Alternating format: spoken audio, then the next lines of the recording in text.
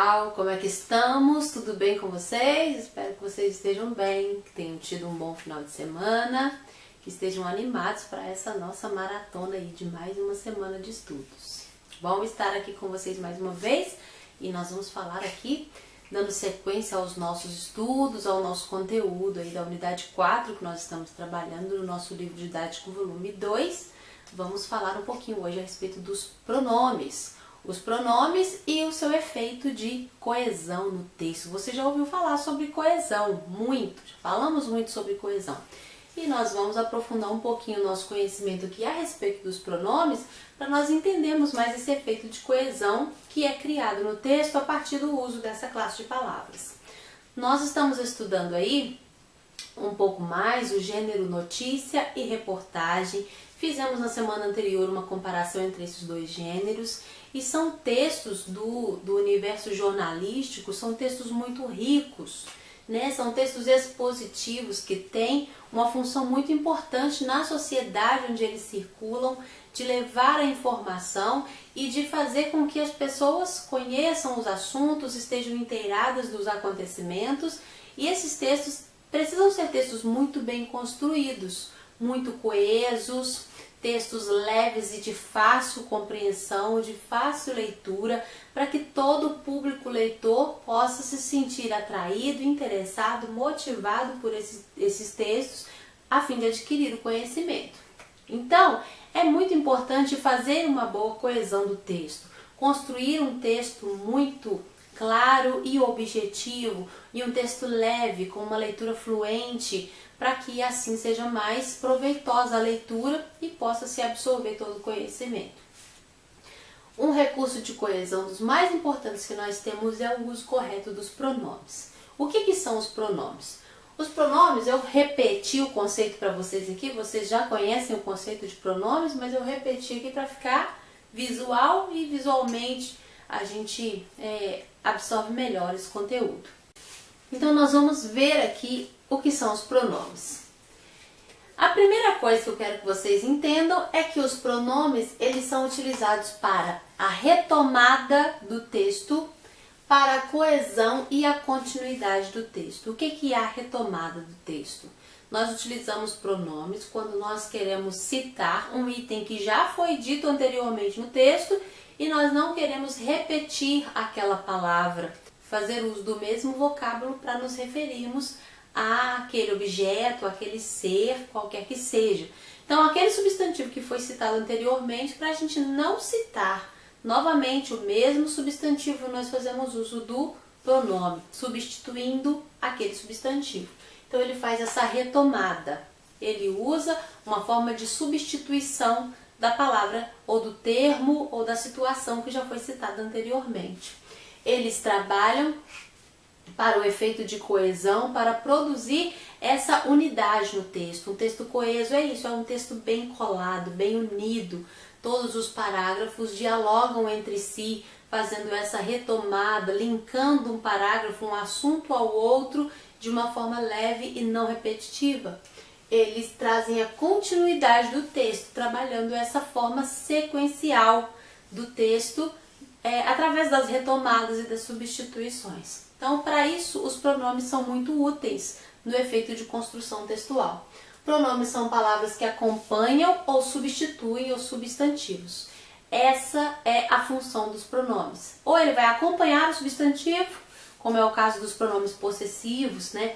Meu caderno, minha régua, né? Ou os pronomes demonstrativos, este quadro, aquela garota, né?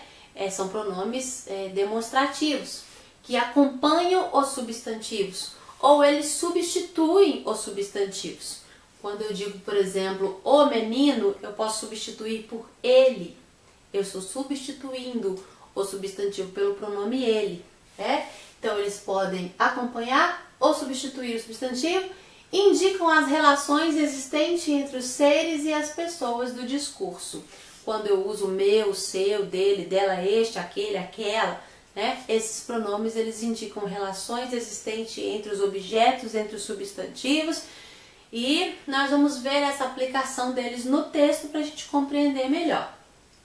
Agora, nós vamos falar um pouquinho sobre as pessoas do discurso, porque eu disse que esses pronomes indicam as relações entre as pessoas do discurso. Então, eles influenciam diretamente as nossas produções textuais. As pessoas do discurso, elas estão presentes em toda produção de texto. Em todo texto que é produzido, seja ele escrito, seja ele falado, em todo texto produzido, as pessoas do discurso estão envolvidas. Quem são as pessoas do discurso? Olha comigo aqui, olha. Eu, você e ele. Eu é primeira pessoa, você é segunda pessoa e ele é terceira pessoa. Eu é a pessoa que fala, você é com quem se fala e ele é de quem se fala. Então todo texto tem esse diálogo envolvido, essa comunicação envolvida. Tem alguém falando para alguém sobre alguma coisa, né? Então tem uma pessoa falando com alguém, com outra pessoa, sobre uma terceira coisa, sobre uma terceira pessoa ou sobre um determinado assunto. Essas são as pessoas do discurso. O discurso é o enunciado, é a conversa, é a comunicação. Em toda comunicação existem essas três figuras. A pessoa que fala, a pessoa com quem se fala e de quem se fala. Ok? Isso nós chamamos de primeira pessoa, segunda pessoa, terceira pessoa. Essas pessoas do discurso são representadas também pelos pronomes pessoais. O que são os pronomes pessoais? Pronomes pessoais são pronomes que representam pessoas. Vou passar para cá para vocês visualizarem. Pronomes pessoais, eles representam pessoas. É só você guardar esse nome. Pessoais representam pessoas. Eu, você, ele, nós, vocês e eles. Pronomes pessoais representam pessoas. Esses são os pronomes pessoais do caso reto, que tem a função de sujeito na oração. Só os pronomes do caso reto. Ele só ocupa espaço de sujeito. Ele realizou tal tarefa, ele chegou atrasado, nós estamos alegres, eles não vão à aula hoje, ele gosta dela, ok? Vós sois meus filhos, eu preciso de ajuda, sempre função de sujeito. Pronomes pessoais substituem pessoas, ocupam lugar de pessoas, representam as pessoas. Uma coisa que é geral para os pronomes pessoais é que todos representam pessoas, mas os pronomes do caso reto, eles têm sempre a função de sujeito na oração. Nós vamos estudar os pronomes pessoais do caso oblíquo, que vão ter função de objeto, de complemento do verbo, tá bom?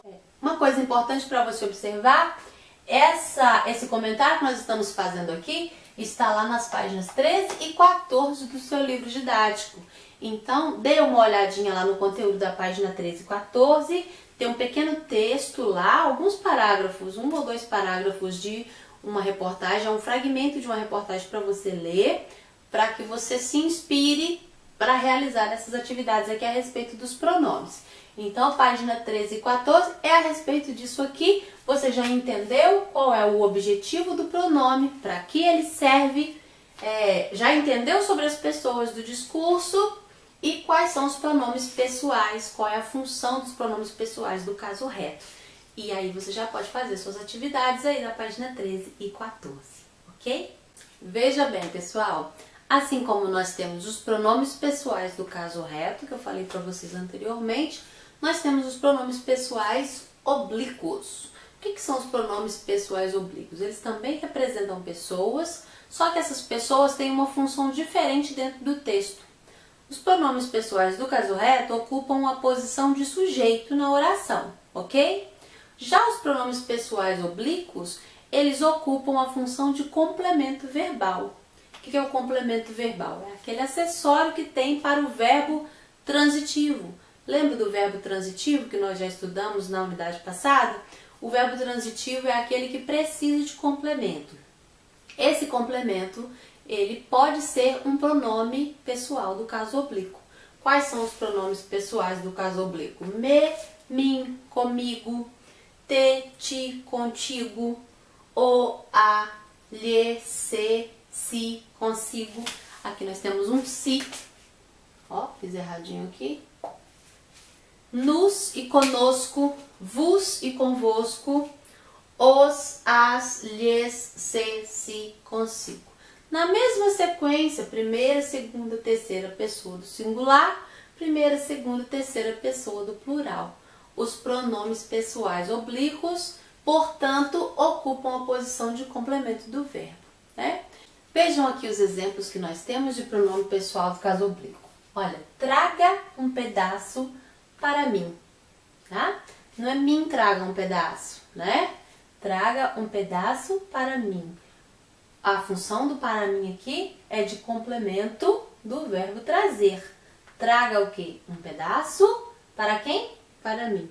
É parte do complemento verbal. Trouxe o problema consigo. Trouxe o quê? Trouxe o verbo, trouxe o problema consigo. É parte do complemento verbal. Então, os pronomes pessoais do caso oblíquo são esses aqui, representando pessoas, né? O mim aqui sou eu. É a pessoa que deseja receber o pedaço. Aqui o consigo é a outra pessoa, a pessoa de quem eu estou falando. Terceira pessoa é a pessoa de quem eu estou falando. Trouxe o problema consigo. É daquela pessoa sobre quem eu falo. Então essa é a função do pronome oblíquo. Você vai sempre utilizar o pronome oblíquo como forma de retomada, de substituição de palavras para trabalhar melhor a coesão do nosso texto. Vamos lá então a mais um tipo de pronome. Nós vamos falar aqui dos pronomes indefinidos. Pronomes indefinidos também são muito abundantes no nosso texto, nas nossas falas e também como determinantes dos nossos sintagmas nominais. E os pronomes indefinidos são aquelas palavras que se referem aos substantivos de uma forma bem vaga, bem imprecisa, né? Essa é a função dos pronomes indefinidos. Eles substituem os substantivos de uma forma não específica.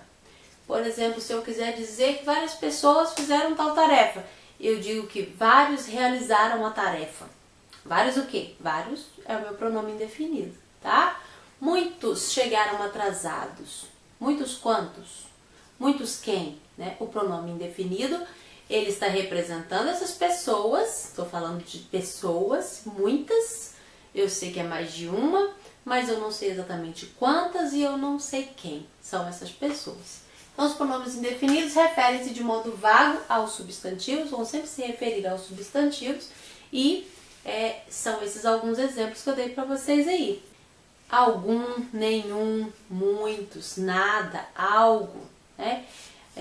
Olhe lá no seu livro didático, na página 17, página 18, está retratando a respeito disso que nós estamos falando aqui agora. Pronomes indefinidos está lá na página 17. Dê uma olhadinha lá e faça as atividades referentes a isso também, tá ok? Identifique os pronomes indefinidos no sintagma nominal, nos sintagmas que estão aí, nas frases que te foram sugeridas. Quem são esses pronomes indefinidos? Essas palavras que se referem ao substantivo de uma forma vaga. Você pode usar os pronomes indefinidos também como objeto de coesão textual, fazendo essa retomada, citando aqueles substantivos que já foram ditos anteriormente, sem repetir as mesmas palavras, né? Se você quer falar sobre as crianças refugiadas, você pode dizer muitas delas, não precisa repetir as crianças novamente, né? Então, use e abuse dos pronomes como forma de coesão do texto, para que o seu texto se torne mais leve, menos repetitivo, né? Com uma fluência melhor e um encadeamento de ideias também muito bem construído, ok? Agora, como que esses pronomes atuam no sintagma nominal? Eles têm função de núcleo ou de determinante? Isso depende de cada texto, depende de cada frase. O pronome pode ocupar essas duas funções dentro do sintagma nominal. Por isso eu coloquei alguns exemplos para vocês aqui. O sintagma nominal é aquele enunciado que gira em torno de um núcleo nominal, ou seja, de um substantivo. É uma informação que é construída em torno de um substantivo. O substantivo é o núcleo, é a palavra mais importante, e aí eu tenho alguns acessórios para essa palavra. Por exemplo, o sujeito de uma oração, ele é um sintagma nominal. Falando aqui sobre o sintagma nominal, nós vamos ter, em muitos casos, aí, a presença do pronome. O pronome pode ocupar a função de núcleo do sintagma nominal? Sim, ele pode. Como esse exemplo que nós temos aqui, ó. Eles têm o direito de ir. Esse exemplo, inclusive, foi tirado da sua atividade aí na página 18 do livro didático. Então acompanha lá para você poder dar a sua resposta também. Eles têm o direito de ir. Quem é o sujeito dessa oração? Né? Quem é o sintagma nominal com função de sujeito? Eles. Né? Eles é o meu sujeito. Esse restante aqui é o meu predicado. Tenho o direito de ir. Mas eu quero falar só desse sujeito agora.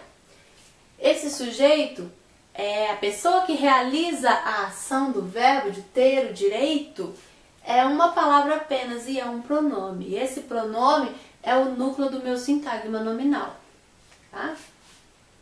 Agora aqui na frase de baixo, muitas crianças preferem continuar. Quem é o sintagma nominal com função de sujeito aqui?